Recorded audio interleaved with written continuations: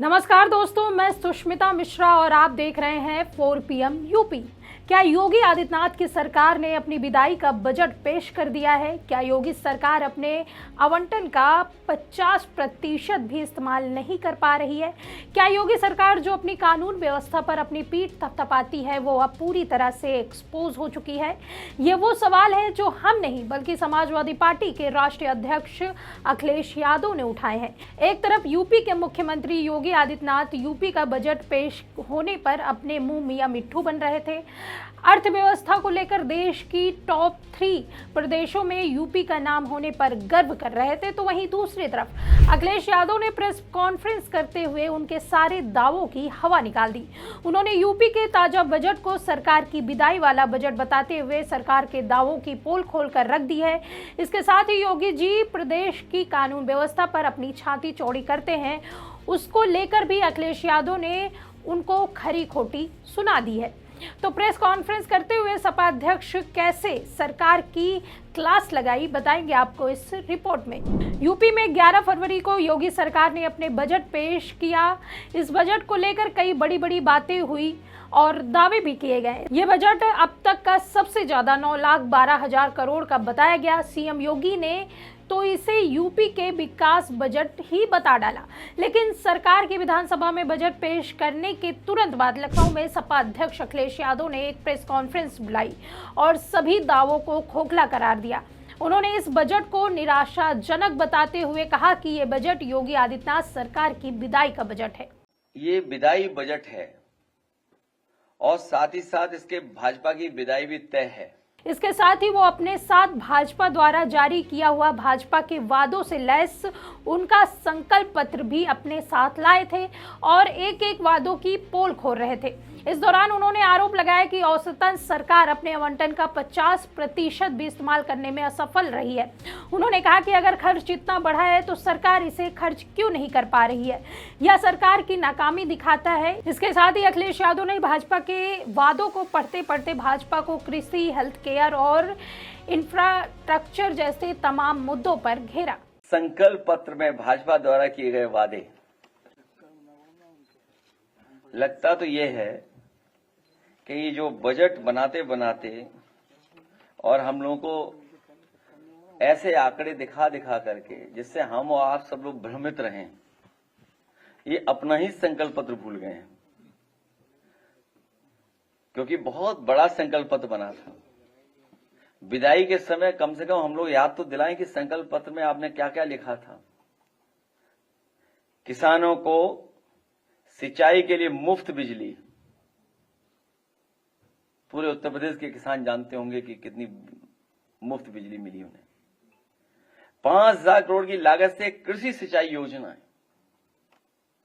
उस विभाग और उस विभाग से संबंधित लोगों का झगड़ा तो हमने आपने देखा ही है कि विधायक मंत्री का अपहरण कर रहा है। पूरे देश में उत्तर प्रदेश ने पहली बार ये उदाहरण पेश किया है कि विधायक मंत्री का अपहरण कर सकता है। 25,000 करोड़ की लागत से Sardar Patel agree infrastructure mission, ये 25,000 करोड़ का बना रहे थे और दिल्ली का जो बजट का अगर आप हिसाब लगाएंगे तो 1 लाख करोड़ का बना रहे थे एग्री इंफ्रास्ट्रक्चर। 2,000 नई बसों के माध्यम से सभी गांवों को बस की सुविधा दी जाएगी। आलू, टमाटर, प्याज जैसी सभी फसलों का न्यूनतम मूल्य देने के लिए 1,000 करोड़ की व्यवस्था की जाएगी। आलू जहां जहां पैदा हो रहा है या जहां काश्तकार किसान जुड़ा हुआ है आलू कारोबार से, उससे पूछिए कि क्या हालत है इस समय आलू की। गन्ना किसानों को 14 दिन के अंदर भुगतान होगा और ब्याज के साथ। उज्ज्वला के सभी लाभार्थी को होली और दीपावली पर 2 मुफ्त एलपीजी सिलेंडर बनेंगे और बाकी लोगों ने सिलेंडर भराए कि नहीं भराए इसका आंकड़ा सरकार के पास ही नहीं है कि दोबारा उन्होंने भराए कि नहीं भराए। काशी, मेरठ, गोरखपुर, बरेली, झांसी और प्रयागराज में मेट्रो बनेगी। मेट्रो चलाते चलाते ये लोग पानी पे मेट्रो चलने लगे और दिल्ली वालों ने इनसे बढ़कर के दावा किया, कहा कि दुनिया में सबसे ज्यादा मेट्रो कहीं बन रही है तो भारत में बन रही है। लेकिन जिस सरकार के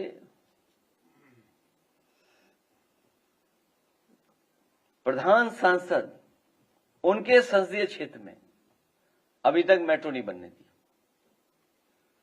और मेट्रो इसलिए नहीं बनी क्योंकि मुख्यमंत्री जी के अपने जनपद में फिजिबल ही नहीं थी मेट्रो, उनको मेट्रो के बारे में ही नहीं पता था। और लखनऊ की मेट्रो तो आपसे बेहतर कौन जानेगा, सब लोग बैठे देखें जानते हैं उस बात को। जितना समाजवादियों की सरकार में स्वीकृत हुआ था उससे आगे ये मेट्रो के प्रोजेक्ट नहीं बढ़ा पाए हैं। 6,000 डॉक्टरों 10,000 पैरामेडिकल स्टाफ की नियुक्ति की जाएगी। पीएससी सीएससी में तो डॉक्टर ही नहीं है। मेडिकल कॉलेज में जो पर्याप्त प्रोफेसर, असिस्टेंट प्रोफेसर या और टेक्निकल स्टाफ होना चाहिए वो भी नहीं है इनके पास। कैंसर इंस्टीट्यूट की हालत तो आप जानते ही हो। कह रहे हैं कैंसर के संबंधित जो दवाइयां उनको सस्ता करेंगे। दिल्ली वाले भी कह रहे हैं हम सस्ता करेंगे, ये भी कह रहे हैं कि हम सस्ता उपलब्ध कराएंगे। लेकिन जो कैंसर रिसर्च इंस्टीट्यूट थी उसको अगर किसी ने 10 साल में बर्बाद किया है तो ये भारतीय जनता पार्टी है, क्योंकि वो भारतीय जनता पार्टी के लोग नहीं चाहते कि गरीबों का इलाज मुफ्त और अच्छा इलाज हो पाए, जिससे कि उनके परिवार के सदस्यों को इलाज मिल पाए। 2 करोड़ टैबलेट स्मार्टफोन बांटेंगे, जो मुख्यमंत्री खुद ही ना स्मार्टफोन चला पाते हैं। वाराणसी, मिर्जापुर, चित्रकूट में रोपवे सेवा। रोपवे को तो हमने आपने भी तस्वीरों वीडियो में देखा है। जब मुख्यमंत्री जी योगा कर रहे थे एक पैर पे, जैसे वो डगमगा रहे थे, उसी तरीके से क्यूटो में भी वो रोपवे डगमगा रही थी थोड़ी सी हवा चलने पर। आज सत्ता की आंखों में आंखें डालकर पत्रकारिता करना मुश्किल हो गया है। हम पर मुकदमे से लेकर चैनल को बंद करने का दबाव बनाया जा रहा है। मुश्किल दौर है, लेकिन हम हार नहीं मानेंगे। इसलिए 4 PM को ज़्यादा से ज़्यादा ज्वाइन करें और स्वतंत्र पत्रकारिता को जिंदा रखने के लिए जितना हो सके हमारा आर्थिक सहयोग करें। उम्मीद है कि आपके सपोर्ट से ये जंग भी हम जीत जाएंगे। अब देखिए, योगी अपनी सरकार में कानून व्यवस्था को लेकर अपनी पीठ थपथपाते हैं, लेकिन अपनी प्रेस कॉन्फ्रेंस में अखिलेश यादव ने योगी सरकार के कानून व्यवस्था पर भी सवाल उठाए।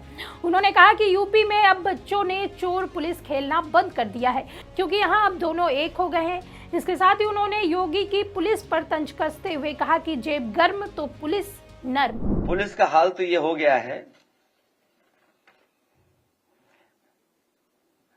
इधर हथेली गरम उधर पुलिस नरम।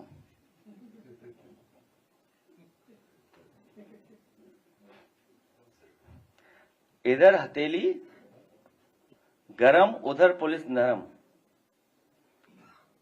जब FIR ही दर्द होगी तो आंकड़े अपने आप नीचे आ जाएंगे। बड़े पैमाने पर FIR न दर्ज करने की शिकायतें। पहले पुलिस तथा अपराधी 2 टीम होते थे, लेकिन भाजपा के महाभ्रष्टाचार की वजह से पुलिस और अपराधी एक ही टीम में आ गए हैं और भाजपा इस टीम की कैप्टन है आजकल। अब बच्चों ने चोर पुलिस खेलना बंद कर दिया है। संगठित अपराध में पहली बार अपराधियों के साथ सरकार और पुलिस भी शामिल है। ऐसे तमाम उदाहरण हैं जहां पर हम लोग देखते हैं कि संगठित होकर के अपराध हो रहे हैं। यूपी में संगठित अपराध में पहली बार अपराधियों के साथ सरकार और पुलिस भी शामिल है। भाजपा और पुलिस बेईमानी और भ्रष्टाचार के पर्यायवाची बन गए हैं। पुलिस का कोई डर नहीं बचा है। ये दावा तो है कि चौराहे पर पुलिस मिलेगी, लेकिन भाजपा ये नहीं बताते हैं कि वो ले देकर अगले चौराहे तक खुद छोड़ करके आएगी। अब देखिए, भले ही अखिलेश यादव ही यूपी विधानसभा में योगी सरकार को सदन में नहीं घेर पा रहे हों, लेकिन दिल्ली में होने के बावजूद उनका पूरा फोकस यूपी पर रहता है। यही वजह है कि उधर योगी सरकार ने यूपी का बजट पेश किया और इधर अखिलेश भाजपा का संकल्प पत्र लेकर हाजिर हो गए। अखिलेश यादव की इस प्रेस कॉन्फ्रेंस ने योगी सरकार की सारी पोल पट्टी खोलकर रख दी। जहां एक तरफ मुख्यमंत्री योगी आदित्यनाथ अपने बजट को विकास का मॉडल बता रहे थे, वहीं अखिलेश यादव इसे विदाई बजट करार देकर साफ कर दिया कि ये सिर्फ कागजी आंकड़ों का खेल है। कृषि, स्वास्थ्य और जो वादे किए हैं भाजपा के संकल्प पत्र पढ़ते हुए अखिलेश ने हर दावों को बेनकाब कर दिया है और यह साबित किया है कि ये वादे हवा हवाई हैं। इसके साथ ही उन्होंने कानून व्यवस्था पर योगी सरकार की असलियत सबको बता डाली। चुनावी मौसम में ये प्रेस कॉन्फ्रेंस सरकार के लिए खतरे की घंटी है, जो बताती है कि विकास के नाम पर सिर्फ जुमलों का सहारा काफी नहीं है। इस पूरे मामले को लेकर आप क्या सोचते हैं, इस पर आपकी क्या राय है, हमें कमेंट करके जरूर बताइए। अगर वीडियो पसंद आई हो तो लाइक और शेयर करें और अगर आपने अभी तक हमारे चैनल को सब्सक्राइब नहीं किया है तो कर लीजिए और जुड़े रहिए 4PM न्यूज़ नेटवर्क के साथ। नमस्कार।